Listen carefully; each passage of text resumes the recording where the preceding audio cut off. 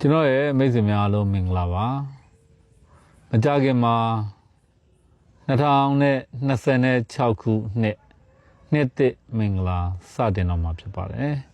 အဲ့တော့2026ခုနှစ်အတွင်းမှာတနင်္ဂနွေသားသမီးတွေရဲ့ကံကြမ္မာအဆိုးအကောင်းတွေကိုတစ်နှစ်တာကာလပတ်လုံးအတွက်ပေါ့နော်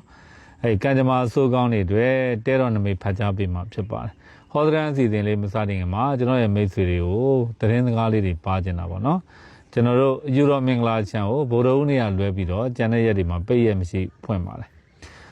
ယူရိုမင်္ဂလာချန်ကိုမလာရောက်နိုင်တဲ့လူတွေကအွန်လိုင်းဘိုင်ဘာနေပြီးတော့ဟောဒရန်တွေမှာယူနိုင်ပါတယ်နော်39ခွန်9 2029ဆိုတဲ့ဖုန်းနံပါတ်ရဲ့3969 355လုံး9ဆိုတဲ့ဖုန်းနံပါတ်ကနေဆက်သွယ်ပြီးတော့ဟောဒရန်လေးတွေမှာယူနိုင်ပါတယ်တနင်္ဂနွေနေ့မှာခင်မွန်းကြီး10ပါကြော့တဲ့ရရပါနော်နောက်စနေနဲ့အင်္ဂါနေ့မနေ့7နာရီမှာနဝင်းပွဲရရတနင်္လာနေ့မှာကျတော့ခုံမနက်ရရပေါ့ကြာသပတေးနေ့မှာခေါင်းစိမ်းမင်္ဂလာရရတောက်ကြနေ့မှာတရားပွဲရရအဲ့ဒီရရတွေကိုမြည်သူမဆိုအခမဲ့လာရောက်ပြီးတော့ရရခြေနိုင်ပါတယ်နော်နောက်ကိုယ်တိုင်းဗေဒင်လက္ခဏာဂံဗီရအတတ်ပညာတွေကိုသင်ယူခြင်းနဲ့တက်မြောက်ခြင်းတဲ့သူတွေကတော့လာစဉ်တရက်နေ့တိုင်းဗေဒင်သင်တန်းရှိပါတယ်သင်တန်းကြီးပေးကြမလို့ပါဘူးနေစာငိမ့်စရိတ်ငိမ့်ဖြစ်ပါတယ်နော်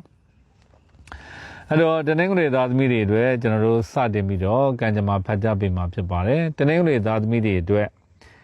2026ခုနှစ်ကဆိုရင်တော့ကျယ်ပွင့်10ပွင့်ဆိုတဲ့နမိတ်ပါပဲလောက်တလောက်အကျိုးပေးမယ်ကိုဘယ်လောက်လုံနိုင်မလဲကိုယ့်ရဲ့စိတ်ကူးတွေကိုယ့်ရဲ့ရည်ရွယ်ချက်တွေကိုယ့်ရဲ့ရည်မှန်းချက်တွေကိုဘယ်လောက်ထိအကောင့်တွေဖော်နိုင်မလဲဆိုတဲ့အပေါ်မှာပဲမူတည်ပါတယ်ကံဉဏ်ဝရိယအကြောင်းတရား၃ပါးထဲမှာဉာဏ်နဲ့ဝရိယသည်စိုက်ထုတ်ရင်စိုက်ထုတ်သလောက်အောင်မြင်မှုရမယ်နှစ်တစ်နှစ်ဖြစ်ပါတယ်။ကြောင့်တနင်္ဂနွေသားသမီးတွေဟာ2026ခုနှစ်အတွက်အားမွေးထားပါနော်။အင်မတန်မှအကျိုးပေးတတ်တယ်၊ကံကောင်းတတ်တယ်၊အောင်မြင်မှုရတတ်တယ်။မိမိတို့ရဲ့ရည်ရွယ်ချက်တွေကိုယ့်ရဲ့ရည်မှန်းချက်တွေကိုယ့်ရဲ့မျှော်လင့်ချက်တွေတစ်ခုပြီးတစ်ခုဖြစ်မြောက်ပြီးတော့အောင်မြင်မှုရလာတတ်တဲ့အချိန်ကာလမျိုးဖြစ်ပါတယ်အလုတ်ကိုင်းတွေအခွင့်အရေးတွေအခွင့်အလမ်းတွေများစွာဝင်လာတတ်တဲ့နှစ်မျိုးလည်းဖြစ်ပါတယ်ကံတွေကတော့ကောင်းပါရဲ့နဲ့ကိုကမလုတ်လိုက်မိလို့နှစ်တစ်နှစ်နာသွားတာမျိုးမဖြစ်အောင်တော့ကြိုးစားသင့်တယ်လို့အကြံဉာဏ်ပေးချင်ပါတယ်အဲ့တော့လောကင်ခွင့်လန်းတွေကတော့အများကြီးပေါ်များတတ်တယ်အဲ့တော့ကိုကတစ်ခုခုကိုရွေးချယ်ပြီးတော့တစ်ခုခုကိုစိုက်လိုက်မှတ်တဲ့ focus လုပ်ပြီးတော့ကြိုးစားအထောက်မယ်ဆိုရင်တနင်္ဂနွေသားသမီးတွေအတွက်ဒီလာမဲ့2026ခုနှစ်ကဒါအင်မတန်မှရွှေဖြစ်ငွေဖြစ်မဲ့နှစ်လို့တောင်ပြောမယ်ဆိုရင်ပြောလို့ရတဲ့နှစ်မျိုးဖြစ်ပါတယ်ကျယ်ပွင့်10ပွင့်ဆိုတဲ့သင်္ကေတနမိတ်ဒီဒါကတော့တော်တော်လေးကိုမှအင်မတန်မှကောင်းမှဇွဲလုံးလာဝရိယနဲ့အပတ်တကုတ်ကြိုးစားအထောက်နေတဲ့လူလင်တယောက်ကအောင်မြင်မှုတွေကိုကိုယ်စားပြုတဲ့ကျယ်ပွင့်တွေကိုကိုယ်တိုင်ထွန်းထုနေတဲ့သင်္ကေတနမိတ်ဖြစ်ပါတယ်ဒါကြောင့်မလို့တနင်္ဂနွေသားသမီးတွေကိုပြန်ပြီးတော့မေးချင်တာက2026ခုနှစ်အတွက်အစဉ်သင့်ဖြစ်ပြီလားဇွဲလုံးလာဝရိယတွေအားစိုက်ပြီးတော့ကြိုးစားအထောက်ပါအောင်မြင်မှုရတတ်တဲ့အချိန်ကာလမျိုးဖြစ်ပါတယ်နောက်တနင်္ဂနွေသားသမီးတွေကကံသာတာကောင်းတဲ့နမိတ်ကြလို့အရင်ကြီးလည်းပျော်မသွားနဲ့အောင်အခက်အခဲလေးတွေလည်းကြုံနိုင်သေးတယ်အဲ့ဒီအခက်အခဲကဘာလဲဆိုတော့စန္ဒဝါဝါဖြစ်မဲ့အခက်အခဲပေါ့နော်ဘာလို့မှမသိဖြစ်တာအခွင့်အရေးတွေပေါ်တယ်အခွင့်အလမ်းတွေပေါ်တယ်အကြံစီတွေအများကြီးပေါ်တယ်အကြံကောင်းဉာဏ်ကောင်းတွေလည်းရတယ်အဲ့တော့ကိုကနေပြီးတော့ဟိုအလောကကောင်းနိုးဒီအလောကကောင်းနိုးနဲ့အချိန်တွေကုန်သွားတတ်ပါတယ်အဲ့တော့တနင်္ဂနွေသားသမီးတွေ2026ခုနှစ်မှာတခုခုဖိုးကတ်ထားပြီးတော့ကြိုးစားပါအားထုတ်ပါလို့အကြံဉာဏ်ပေးခြင်းပါတယ်နံပါတ်1ကကျမ်းမာရေးပေါ့နော်ကျမ်းမာရေးကတော့ဘုံကြီးနမိတ်ကြတာပေါ့ဘုံကြီးနမိတ်ကကြတော့အင်မတန်မှကောင်းပါတယ်ဒါကြောင့်တနင်္ဂနွေသားသမီးတွေဟာ2026ခုနှစ်ကကျမ်းမာရေးနဲ့ပတ်သက်တဲ့ကံသာတာဆိုရင်တော်တော်လေးကောင်းတယ်အဖက်ဖက်ကနေအစဉ်ပြေမယ်ကံကောင်းပြီးတော့စိတ်ချမ်းသာပျော်ရွှင်ရတတ်ပါတယ်နောက်လူမှုရေးပေါ့နော်လူမှုရေးနဲ့ပတ်သက်ရင်တော့စေရထားနမိတ်ကြတယ်စေရထားဆိုတော့မကောင်းပါစေရထားတိုက်ပွဲဝင်ရလူမှုရေးနဲ့ပတ်သက်ရင်အတိုက်ခံလေးတွေဂျုံတတ်တယ်အနှောက်အယှက်ကလေးတွေဂျုံတတ်တယ်အလိုလိုနေတဲ့ကိုရန်စတာမျိုးတွေလည်းဖြစ်တတ်တယ်အလုံးမှာအပြိုင်ဆိုင်ပေါ်တတ်တယ်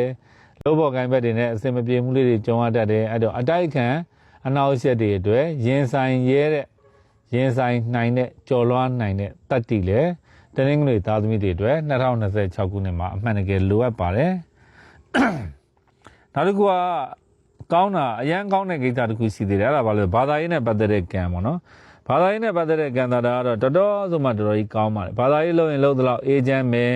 ဘာသာရေးတွေလည်းပို့လို့ဖြစ်မယ်ဖရာတရားအလုပ်တွေလည်းပို့လို့ဖြစ်မယ်ကိုယ်တိုင်ကလည်းအေးချမ်းချမ်းလေးနဲ့ဘာသာရေးလုပ်ခြင်းတဲ့ကံခြင်းတွေများစွာပေါ်ပေါက်တတ်တဲ့အချိန်ကာလမျိုးဖြစ်ပါတယ်နောက်တနင်္ဂနွေသားသမီးတွေပညာရေးနဲ့ပတ်သက်တဲ့ကံကြမ္မာဆိုရင်လည်းတော်တော်ကြီးကောင်းပါတယ်အဲ့တော့တနင်္ဂနွေသားသမီးလူငယ်တွေထဲမှာသင်တန်းတက်တာတွေကျောင်းတက်တာတွေစာမေးပွဲဖြေဖို့နိုင်ငံခြားပညာတော်သင်သွားဖို့စီမံနေတဲ့ကြိုးစားအားထုတ်နေတဲ့တနင်္ဂနွေသားသမီးတွေဆိုရင်လွယ်လွယ်ကူကူနဲ့ကိုအဆင်ပြေသွားနိုင်တဲ့ကံကြမ္မာမျိုးရှိပါတယ်ဆွေမျိုးသားချင်းနဲ့ပတ်သက်ရင်တော့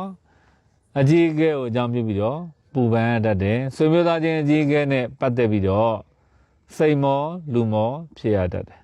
ဆွေမျိုးသားချင်းအကြီးအကဲတွေကိုအကြောင်းပြုပြီးတော့ငွေကုန်ကြီးကြလေးတွေများတတ်တယ်အဲ့တော့ဒီနေ့တော့ဒီမှာအမွေကိစ္စမိသားစုအိမ်တွင်းရေးကိစ္စတွေကတော့အနည်းငယ်အဆင်မပြေနိုင်သေးပါဘူးအခက်အခဲလေးတွေအဖို့တစ်ကလေးတွေ2026မှာကြုံနိုင်ပါသေးတယ်အိမ်တော်ရေးနဲ့ပတ်သက်တဲ့ကံသာတာတဲ့သတ္တဝါဆိုတဲ့နမိတ်ကြ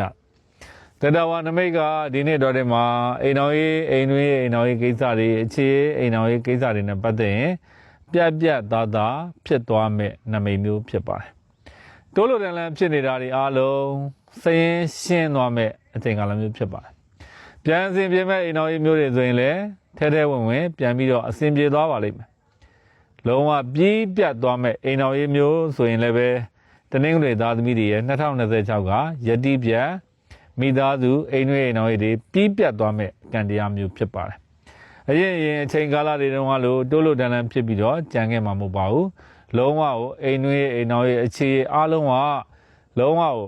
ပြဿနာတွေအခက်အခဲတွေကိုစရင်ရှင်းလိုက်သလိုလုံးဝတိတိကျကျပြတ်ပြတ်သားသားဖြစ်သွားနိုင်တဲ့အချိန်ကာလမျိုးဖြစ်ပါတယ်